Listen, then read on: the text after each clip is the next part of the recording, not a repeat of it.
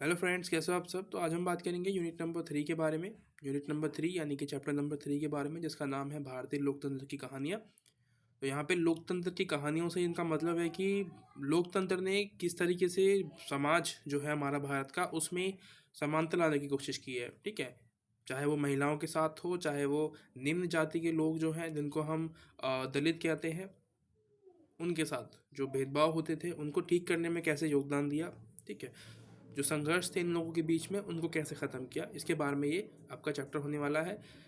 तो पहली लाइन मैंने जो है हाईलाइट की हुई है, ये आपको बताएगा कि भाई जो लोकतंत्र है वो लोगों के लिए, लोगों के द्वारा, जनता के लिए शासन है। ठीक है, इस तरीके से बात की गई है यहाँ पे। और भारतीय संविधान इसमें आपको ये बताएगा, जो मैंने हाईलाइट किया हुआ है, कि लोगों के जो दृष्टिकोण थे उनको देखेंगे हम कि किस तरीके से वो अपने दृष्टिकोण रख रहे हैं। कुछ लोग तो जाति जो भेदभाव था उसको ख़त्म करने के पक्ष में थे, और कुछ सोचते थे कि नहीं, ये ख़त्म नहीं होना चाहिए संविधान सभा के अंदर भी। ठीक है, मतलब मोस्टली लोग थे जो कि चाहते थे कि नहीं, ये भेदभाव ख़त्म होना चाहिए, चाहे वो महिलाओं के साथ हो, चाहे वो निम्न जातियों के साथ हो।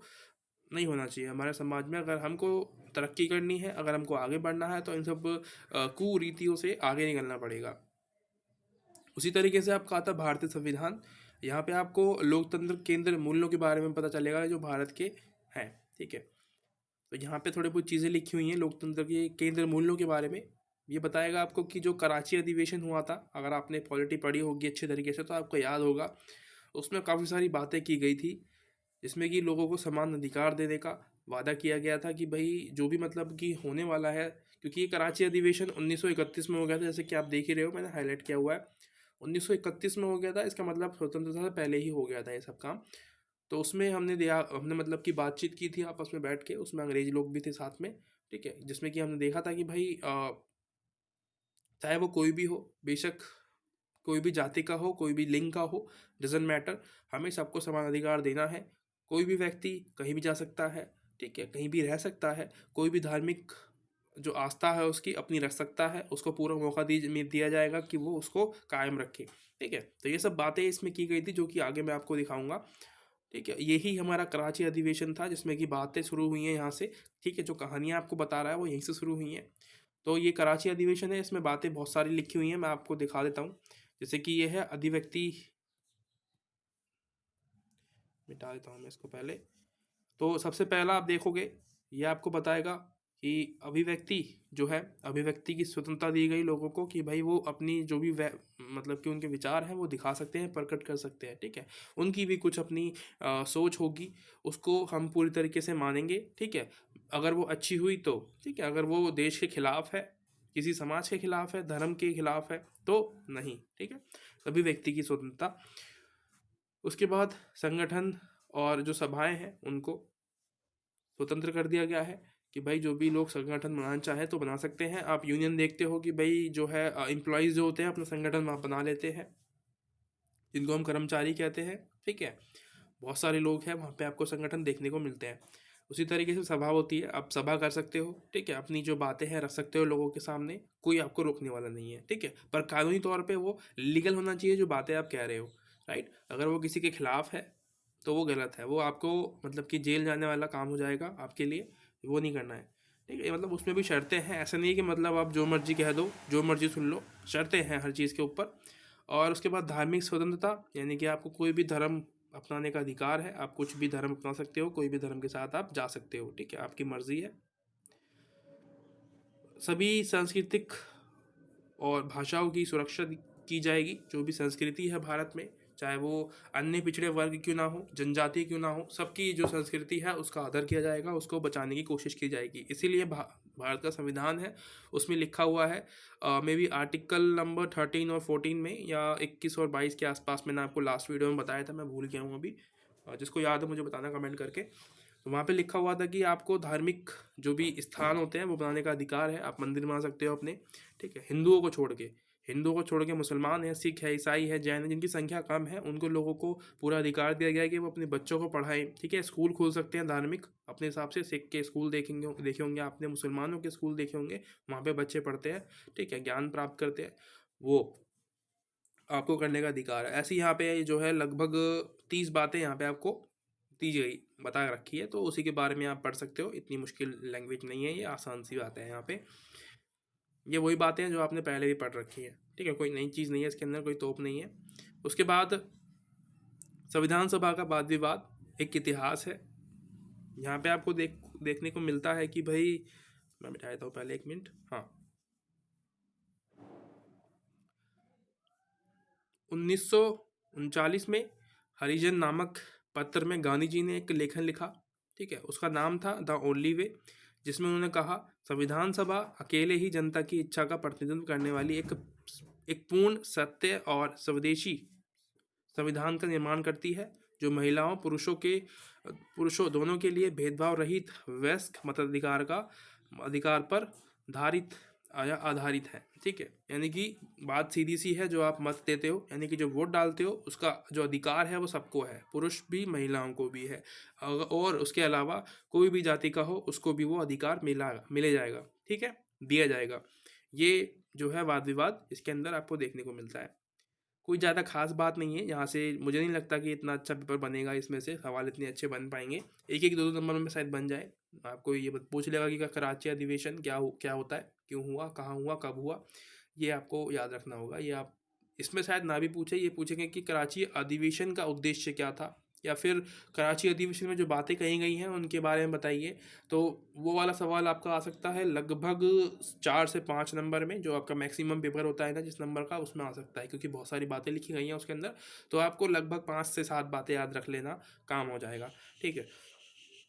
उसके बाद हित प्रतिस्पर्धी संविधान और सामाजिक परिवर्तन, इसके बारे में कुछ चीज़ें दी हुई हैं यहाँ पे,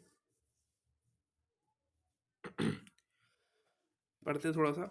भारत बहुत से स्तरों पर विद्यमान है। अलग अलग महत्वपूर्ण आदिवासी संस्कृतियों के साथ साथ अनेक धार्मिक धर्मों और संस्कृतियों से निर्मित यहाँ की जनसंख्या भारत की बहुलता का एक आयाम है।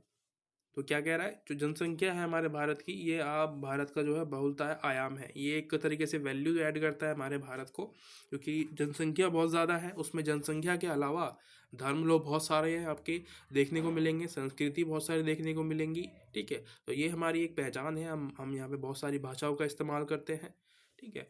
उसके बाद बहुत से विभाजन भारतीयों को वर्गीकृत करते हैं, जैसे कि संस्कृति के आधार पे, धर्म, जाति, इन सब के आधार पे आपको देखने को मिलेगा। उसके अलावा ग्राम और नगरीय में भी विभाजन देखने को मिलता है। ये भी सवाल बन सकता है यहाँ से, जो है गहराई वाला सवाल देखने को मिल सकता है। अगर कोई CBSE जो है सोच के कुछ बैठी होगी कि बच्चों को डराना है, तो यहाँ सवाल बना देगा कि बहुत से विभाजन भारतीयों को वर्गीकृत करते हैं, इसको स्पष्ट कीजिए। तो आपको बताना पड़ेगा कि हाँ, ये बात सही है, क्योंकि यहाँ पे भारत के अंदर अगर हम देखें तो यहाँ पे आपको सांस्कृतिक रूप से, धार्मिक रूप से जातिवाद जो है देखने को मिलता है।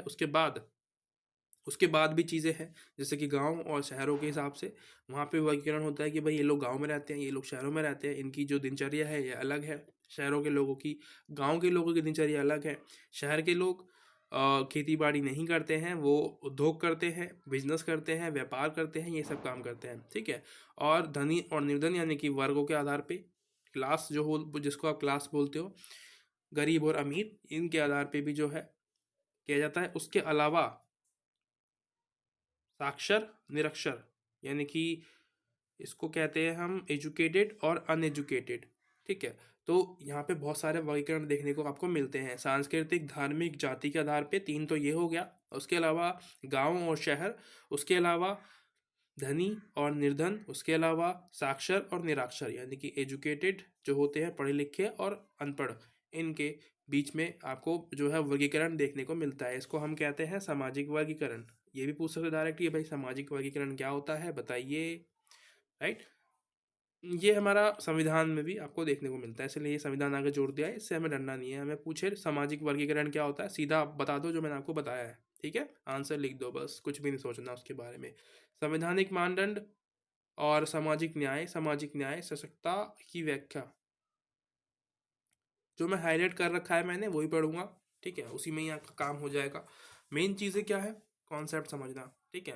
थोड़ी सी NCERT टफ हो जाती है, क्योंकि ये कोशिश करते हैं NCERT लिखते समय कि बहुत सारी चीज़ें लिख दे एक ही चैप्टर के अंदर। तो उससे क्या होता है ना, थोड़ी सी कहते हैं ना किचमिच हो जाती है, ठीक है, मिक्स हो जाता है चीज़ें आपस में, तो समझ में नहीं आती। इसीलिए मैंने जो है हाईलाइट किया हुआ है, ताकि मैं आपको जो मेन कॉन्सेप्ट है वो समझा पाऊँ। कहीं कहीं से जो सवाल बनते हैं बड़े बड़े, मैं आपको बता रहा हूँ वो भी, जो मैंने अभी आपको पीछे दिखाया था ना, ये वाला वर्गीकरण वाला, ये आपका बन सकता है बड़ा सवाल, ठीक है। 4 से 5 नंबर में आराम से ये सवाल आपका जो सवाल बन जाएगा। इसको ठीक से जो है करके जाना आप लोग, ठीक है। ये क्या कह रहा है, संविधान केवल इस बात का संदर्भ ग्रंथ नहीं है कि सामाजिक न्याय के लिए लिए क्या करना चाहिए और क्या नहीं, बल्कि इसमें सामाजिक न्याय के अर्थ को प्रचारित प्रसारित करने की संभावनाएं भी निहित है। यानी कि संविधान सिर्फ इसलिए नहीं लिखा गया है, जो हमारा ग्रंथ है संविधान, कि वो सामाजिक न्याय करेगा, बल्कि सामाजिक न्याय के बारे में बताएगा भी, ठीक है, कि किस तरीके से हम सामाजिक न्याय कर सकते हैं और क्या क्या चीज़ें सही हैं, क्या क्या नहीं है। इसीलिए जो हमारी कोर्ट होती है वो यही बताती है कि भाई हमें, कोर्ट का जो काम है ना, मेन काम, वो सज़ा देना नहीं है। उसका काम ये है कि वो बताए कि भाई समाज को एक मैसेज दे कि संविधान के अंदर ये चीज़ लिखी हुई हैं, ये आपको फॉलो करनी है। अगर आप एक नागरिक हो भारत के रहने वाले, अगर आप बाहर से आते हो तो आपके लिए अलग रूल्स हो सकते हैं, लेकिन जो हमारे देश के अंदर जो नागरिक रहते हैं उनके कुछ कर्तव्य हैं, उनको वो फॉलो करनी चाहिए, ठीक है। तो ये जो हमारी जो कोर्ट होती है, ये यही जो बताने का काम ज़्यादा करती है। बड़ी बड़ी जो कोर्ट होती है, हाई कोर्ट, सुप्रीम कोर्ट, ये सब। उसके बाद आप देखेंगे कि संविधान में लोगों की सहायता करने की क्षमता निहित है, क्योंकि यह सामाजिक न्याय के आधारभूत मापदंडों पर आधारित है। उदाहरण के लिए ग्राम पंचायतों से संबंधित निर्देशक सिद्धांत एक संशोधन के रूप में के संथानम द्वारा संविधान सभा में लाया गया था। 40 साल के बाद 1992 में 73वें संशोधन में एक संवैधानिक विधेयक बन गया, और अगले भाग में आप इसके विषय में पढ़ने वाले हो। तो बेसिकली वही है, कुछ विधेयक बनाया गया है, उसके बारे में बता रहा है कि हम इसके बारे में आगे पढ़ेंगे, ठीक है। अभी हमें टेंशन लेने की जरूरत नहीं है, इसमें सवाल नहीं बनेगा। पंचायती राज और ग्रामीण सामाजिक रूपांतरण की चुनौतियां। पंचायती राज, तो ये उसी के बारे में बता रहा है। ये संशोधन जो हुआ था यहाँ पे 73 और 74, इसके तहत ग्रामीण पंचायत और पंचायत के बारे में, यानी कि गांव की पंचायत होती है, एक होती है नगरों की पंचायत, जिसको हम शहर कहते हैं ना, नगर, वहाँ पे देखने को मिलती है। तो 73वें और 74वें संशोधन में आपको ये सब देखने को मिलता है। ये रहा यहाँ पे, ठीक है। तो इसके ही तहत जो महिलाओं को है आरक्षण दिया गया है कि भाई कुछ जो सीटें हैं, यानी कि 2/3 सीटें महिलाओं के लिए आरक्षित है, सिर्फ महिलाएं ही उस पर मतलब कि खड़ी हो सकती है, ठीक है। और उसमें से उस सीटों में से जो महिलाओं के लिए आरक्षित है, उसमें से 17%, 17% सीटें जो SC ST OBC वाली महिलाएं हैं उनके लिए होती हैं, ठीक है। मतलब कि 17% सीटों पे सिर्फ वही महिला खड़ी होंगी, ठीक है। उसके अलावा अगर हम बात करें जनरल में, तो SC ST महिलाएं वहाँ पे भी आ सकती हैं, राइट। पंचायतों की शक्ति और उत्तरदायित्व, तो यहाँ पे कुछ बातें की गई हैं कि भाई जो पंचायत होती है उसकी कुछ शक्तियाँ होती हैं, कुछ उत्तरदायित्व होते हैं, कुछ मतलब कि उनके जो काम होते हैं उसके बारे में यहाँ पे आपको विवरण दिया हुआ है छोटा सा। ये सवाल आपसे बन सकता है कि भाई जो पंचायत है उसकी शक्तियों के बारे में बताइए क्या होती है, और साथ में आपको ये भी पूछ लेगा कि भाई कौन से संविधान संशोधन के द्वारा लिखा गया था, पूछेगा क्या? नहीं। ये सोशोलॉजी है, यहाँ पे हम पॉलिटी के सवाल एक्सपेक्ट नहीं करते हैं। हम एक्सपेक्ट करते हैं कि ये पूछेगा कि भाई शक्तियों का कैसे बंटवारा हुआ है, ठीक है, और किस तरीके से संविधान संशोधन जो हुआ था हमारे भारत में, संविधान जो बना है उसने किस तरीके से लोगों को इक्वलिटी का एक जो है थप्पा लगाया कि भाई सब इक्वल है, सबको समान अधिकार दिया जाएगा, सब कहीं भी जा सकते हैं, कहीं भी रह सकते हैं, कोई भी धर्म अपना सकते हैं, ठीक है, और महिलाओं को बराबर का अधिकार दिया जाएगा, और SC ST OBC जो व्यक्ति है, जो पुरुष है या महिलाएं हैं, उनको भी हमें जो है बराबर का अधिकार देना है। ये सभी बातें क्या होगी आपके आंसर्स में होनी चाहिए, ठीक है। यही इसीलिए हम जो है सोशियोलॉजी को पढ़ रहे हैं। हमारा महत्व पॉलिटी नहीं पढ़ना है, हमारा महत्व है सोशियोलॉजी को पढ़ना, ठीक है। पॉलिटी आपको पता ही है, वो आप उसमें ऐड कर सकते हो कि भाई ये भी है, ठीक है, ये बातें भी लिखी गई हैं उसके अंदर, ये अच्छी लगेगी, ठीक है। अगर आप इंट्रोडक्शन में इन सब बातों को ऐड करते हो कि 73 और 74 जो संशोधन हुए हैं उसके तहत ही नगरों और ग्रामीण क्षेत्रों में पंचायती राज का जो है संवैधानिक दर्जा दिया गया है। पहले नहीं था, बाद में दिया गया है, ठीक है। और उसमें से भी इसमें महिलाओं का है, उसके अलावा 17% जो SC ST महिलाएं हैं उनके लिए आरक्षित है। उत्तरदायित्व के बारे में बात करते हैं। कुछ शक्तियां दी हुई है पंचायत को, जो कि निम्नलिखित प्रकार है, आपको देखने को मिलेंगी। पहली क्या कह रही है, आर्थिक विकास के लिए पंचायती जो जो राज है वो कार्यक्रम बना सकते हैं, ठीक है। विकास के लिए, आर्थिक विकास, जो गांव के लोग हैं या जो शहर के लोग हैं, यानी कि जो नगर के लोग हैं, उनके लिए हम आर्थिक विकास के लिए क्या कर सकते हैं, योजनाएं बना सकते हैं, प्लानिंग कर सकते हैं और कार्यक्रम यानी कि प्रोग्राम चला सकते हैं। आपने देखे होंगे बहुत सारे चलते हैं प्रोग्राम। उसके अलावा सामाजिक न्याय को प्रोत्साहन करने के यहाँ पे पढ़ रहा हूँ मैं, सामाजिक न्याय को प्रोत्साहित करने वाले कार्यक्रमों को बढ़ावा देना, सामाजिक न्याय, ठीक है। इसको भी जो है इक्वलिटी की भी बात होती है कि भाई कोई भी किसी के साथ भेदभाव ना हो, कोई भी महिला, कोई भी SC ST व्यक्ति, उनके साथ भेदभाव ना किया जाए, उसके लिए भी प्रोग्राम आपको देखने को मिलते हैं, ठीक है, भारत के अंदर भी।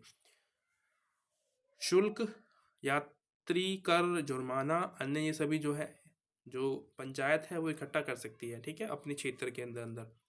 सरकारी दायित्व, उत्तरदायित्व का हस्तांतरण में सहयोग कर सकती है, यानी कि जो गवर्नमेंट कुछ नई नई स्कीम्स लेके आती है ना, तो उस स्कीम्स को बताते हैं पंचायत वाले, जो पंचायत जो मतलब जो जीता होता है वहाँ से, वो व्यक्ति जाएगा, लोगों को जागरूक करेगा कि भाई ये फलानी स्कीम चल रही है गवर्नमेंट के द्वारा, आप इसका जो है उपयोग करो, ठीक है, इससे आप जो है लाभ कमाओ।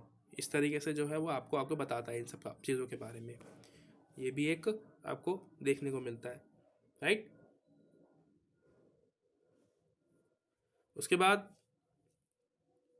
और देखते हैं, यहाँ पे आपको जनजातीय क्षेत्रों में पंचायती राज के बारे में बताएगा कि भाई किस तरीके से काम करता है। तो यहाँ पे कुछ जनजातियाँ हैं, जैसे कि गारो, खासी और जनजाति, जयंती है, जनजाति नहीं है ये, गारो, खासी, जनजाति है। तो जनजाति अलग अलग, ये जो है अलग अलग जनजातियां हैं, ये एक हो गया, ये दो हो गई, ये तीन हो गई, तो लगभग 3 जनजातियों के बारे में आपको ये बता रहा है,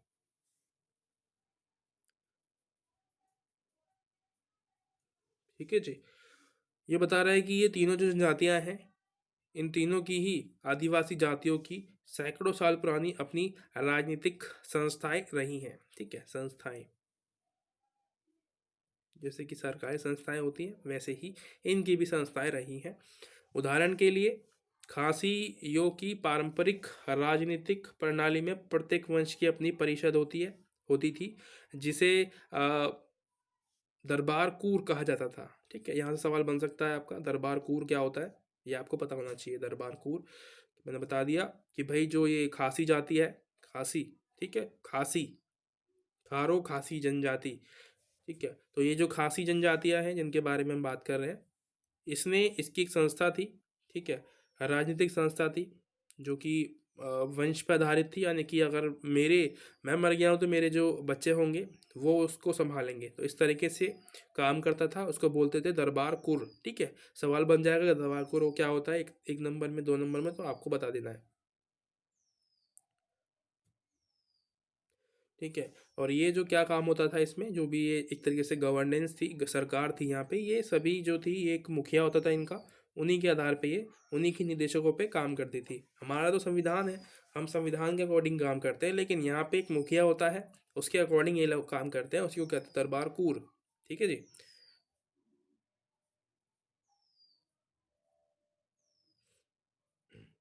ये देखो, एक यहाँ पे एक छोटा सा टॉपिक दिया हुआ है आपको कि भाई जो निरक्षित महिलाएं हैं, यानी कि जो पढ़ी लिखी महिलाएं नहीं हैं, उनके लिए कुछ जो है प्रशिक्षण दिया जाता था, इस तरीके से ढोल बजा के कि बताया जाए उनको कि भाई आपके लिए ये मैसेज है सरकार के द्वारा, ठीक है, सिखाने की कोशिश कि भाई थोड़ी बहुत बातें पढ़, देखो उनकी उम्र निकल गई है, शायद वो ना पढ़ पाए, तो इस तरीके से उनको जो है जागरूक करने की कोशिश की जाती थी कि ढोल बजा के एक महिला आएंगी, वो सबको बताएगी कि किस तरीके से क्या होता है, सारी बातें, अगर उनके साथ कोई भेदभाव हो रहा है, कुछ गलत करे जा रहा है, तो वो उसको बता सकती है, ठीक है। फिर वो जाके जो है गवर्नमेंट को बताएगी, फिर वो एक्शन लिया जाएगा उनके खिलाफ, उन लोगों के खिलाफ। उसके बाद आता है लोकतांत्रिकरण और असमानता। इसका मैंने हाईलाइट किया होगा तो ठीक है, नहीं तो कोई बात नहीं है, नहीं तो टॉपिक बनता ही नहीं यहाँ से। राजनीतिक दल, दबाव समूह, लोकतांत्रिक राजनीति, यहाँ से भी मुझे लगता है कोई खास टॉपिक नहीं बनेगा। थोड़ा सा मैं आपको बता ही देता हूँ इसके बारे में, ऐसे ही पढ़ के बता देते हैं, ठीक है, बातचीत कर लेते हैं। पहले आपको पता होना चाहिए कि ये राजनीतिक दल क्या होता है, ठीक है। फिर हम बात करेंगे दबाव समूह के बारे में, और फिर हम देखेंगे लोकतांत्रिक राजनीति के बारे में, ठीक है। पहली बात कि राजनीतिक दल क्या होते हैं। राजनीतिक दल बेसिकली पॉलिटिकल पार्टीज होती हैं जिसको हम कहते हैं, ठीक है, यानी कि दल, अलग अलग जो समूह देखते हो आप उनको हम राजनीतिक दल कहते हैं। उसके बाद दबाव समूह होते हैं। ये दबाव समूह का काम क्या होता है, ये बेसिकली इन पे दबाव बनाते हैं, ठीक है। जो राजनीतिक पार्टियां होती हैं जो कि सत्ता में होती है, पावर में होती है, जैसे कि अभी 2023 में बीजेपी पावर में है, तो कुछ दबाव समूह आएंगे, दबाव समूह वहाँ बने होंगे, ठीक है। जो अपोजिट पार्टी होती है बेसिकली ज़्यादातर वही दबाव समूह होती है, दबाव बनाती है कि भाई तुम काम क्या कर रहे हो, सवाल उठाती है। तो ऐसे होता है, ठीक है। जब दबाव समूह नहीं होते हैं तो ये भी लोग काम करते हैं इसकी जगह पे, ठीक है। यानी कि जो अपोजिशन पार्टी होती है वो दबाव बनाने का काम करती है। उसके बाद लोकतांत्रिक राजनीति, ये मुझे थोड़ा बहुत जो है कंफर्म नहीं है इसके बारे में, ठीक है। मैं झूठ क्यों बोलूँ आपसे, क्यों गलत आपको पढ़ाऊँ मैं।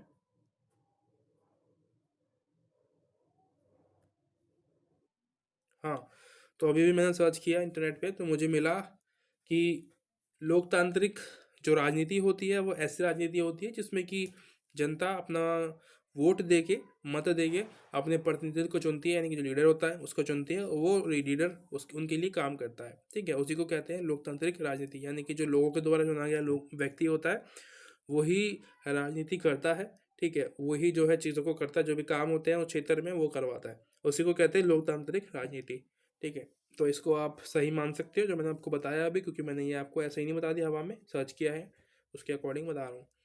जो नहीं पता होता मैं आपको बता देता हूँ, जो पता होता है वो भी मैं आपको बता देता हूँ। बाकी ये चैप्टर ख़त्म हो गया है, ठीक है। अगर कुछ और डाउट बच रहे हों तो आप पूछ सकते हो मुझसे, ठीक है, कमेंट में। कोशिश करूँगा कि मैं आपको बता दूँ, नहीं तो वीडियो बना के बता दूँगा, कुछ बातें कुछ बहुत ज़्यादा इंपॉर्टेंट होंगी तो मिलते हैं अगली वीडियो में। तब तक के लिए थैंक यू सो मच। बात करेंगे चैप्टर नंबर 4 के बारे में अगली वीडियो में।